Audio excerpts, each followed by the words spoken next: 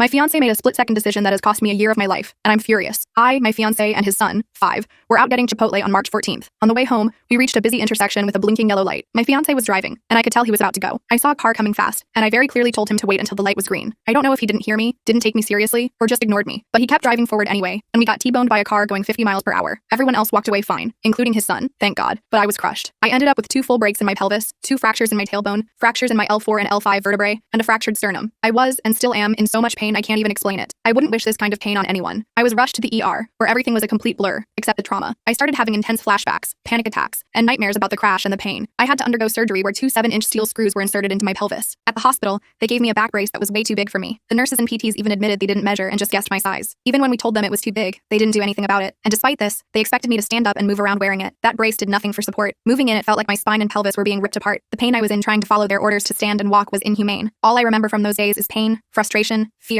and this overwhelming sense of helplessness. After about a week, I was transferred to a physical rehabilitation center. I didn't want to eat. I didn't want to bathe. I didn't want to move. I was so depressed and in so much pain that even thinking about shifting in bed made me cry. I had to depend on strangers for the most basic things, going to the bathroom, bathing, even feeding myself. As someone who's always been independent, it was utterly humiliating and devastating. I'm home now, but my recovery is far from over. Doctors and physical therapists all told me the same thing. You have the second worst kind of break anyone can experience. You'll need at least a year to recover, if not longer. You can't put weight on your right leg for 3 months. No bending, no twisting. And even after the 3 months, it'll be a very slow process. And that's the part that's eating me alive. Because before this, I was finally getting my life together. I was working on my health. I was eating right, doing CrossFit regularly, getting stronger, and finally meeting people and socializing. I had just gone back to college. I was finally building structure into my life after being recently diagnosed with ADHD, and now, it's all on hold. I can't work out. I can't leave the house unless it's for a doctor's appointment. I can't do anything by myself, and it feels like I lost everything I was working so hard to build. And even though my fiancé has been supportive through all of this and is helping take care of me, I'm so angry at him. I told him, I warned him, I said, don't go, wait. And when I asked him why he kept going, he just said, I don't know. And that I don't know is now costing me an entire year of my life, maybe more, and I'm the one who's paying for it every single day. Update. He's been devastated. He has apologized to me multiple times, at the crash site, in the hospital, during rehab, and at home. He's also been having panic attacks himself as of lately, something that he's never experienced prior to the accident. There was one moment where he called me panicking because he couldn't find his truck keys